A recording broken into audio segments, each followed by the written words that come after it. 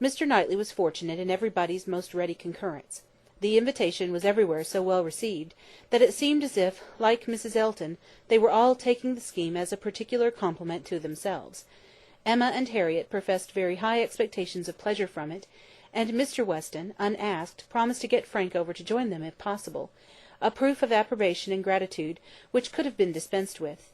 Mr. Knightley was then obliged to say that he should be glad to see him, and Mr. Weston engaged to lose no time in writing, and no spare arguments to induce him to come.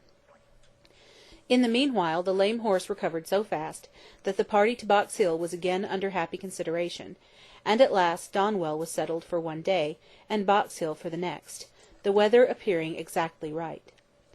Under a bright midday sun, almost at midsummer, Mr. Woodhouse was safely conveyed in his carriage, with one window down, to partake of this alfresco party, and in one of the most comfortable rooms in the Abbey, especially prepared for him by a fire all the morning, he was happily placed, quite at his ease, ready to talk with pleasure of what had been achieved, and advise everybody to come and sit down, and not to heat themselves.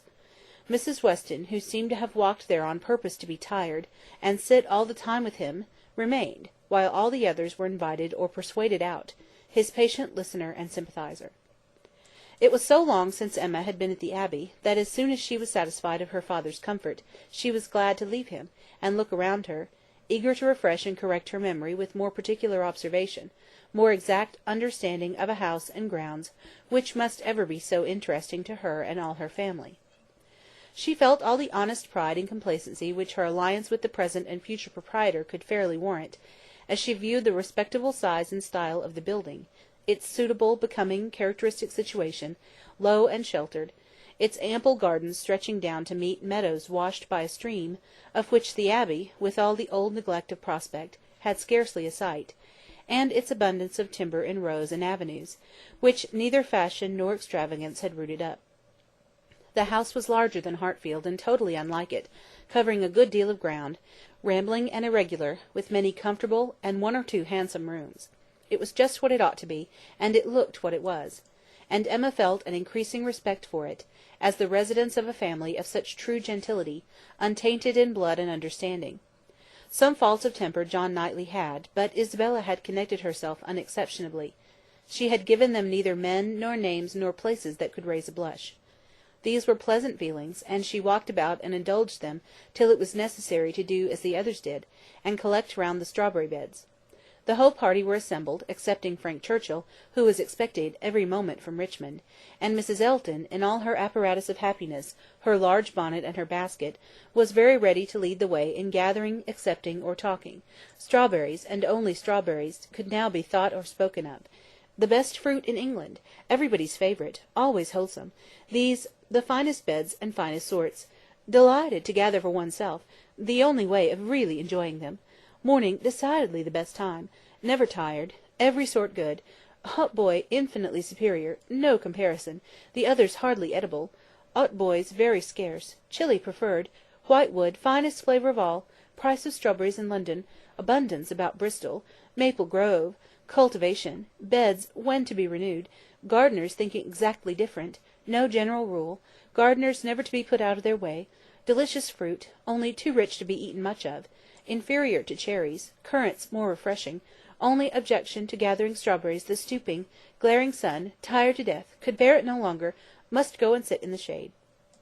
Such for half an hour was the conversation, interrupted only once by Mrs. Weston, who came out in her solicitude after her son-in-law, to inquire if he were come, and she was a little uneasy. She had some fears of his horse. Seats tolerably in the shade were found, and now Emma was obliged to overhear what Mrs. Elton and Jane Fairfax were talking of. A situation, a most desirable situation, was in question. Mrs. Elton had received notice of it that morning, and was in raptures. It was not with Mrs. Suckling, it was not with Mrs. Bragg, but in felicity and splendour it fell short only of them. It was with a cousin of Mrs. Bragg, an acquaintance of Mrs. Suckling, a lady known at Maple Grove. Delighted, charming, superior, first circles, spheres, lines, ranks, everything, and Mrs. Elton was wild to have the offer closed with immediately.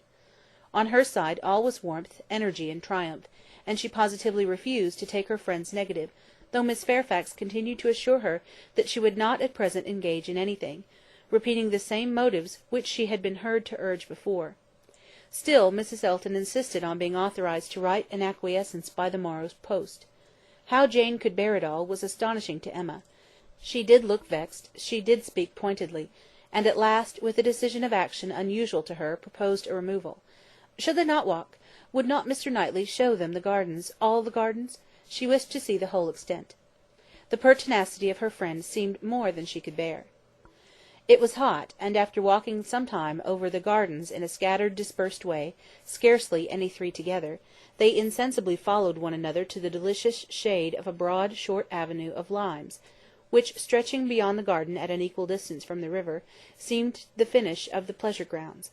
It led to nothing, nothing but a view at the end over a low stone wall with high pillars, which seemed intended, in their erection, to give the appearance of an approach to the house, which had never been there.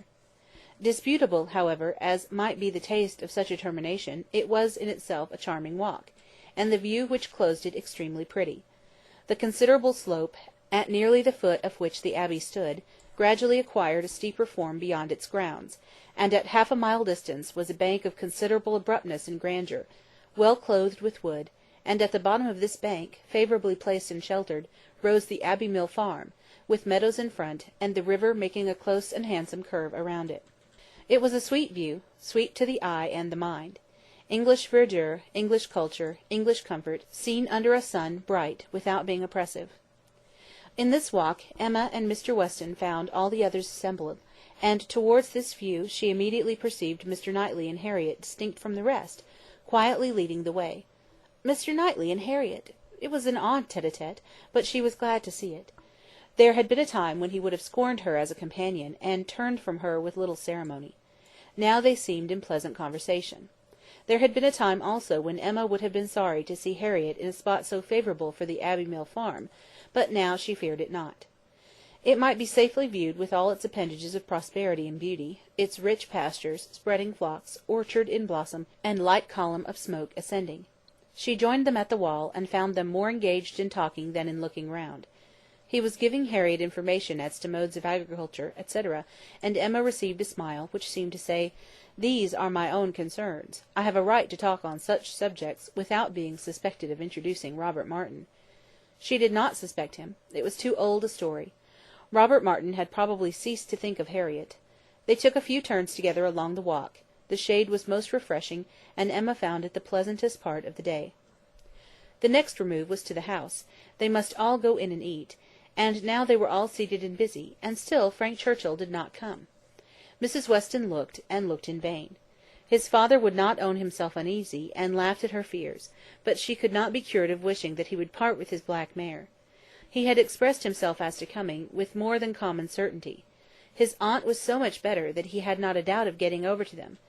Mrs. Churchill's state, however, as many were ready to remind her, was liable to such sudden variation as might disappoint her nephew in the most reasonable dependence, and Mrs. Weston was at last persuaded to believe, or to say, that it must be by some attack of Mrs. Churchill that he was prevented coming.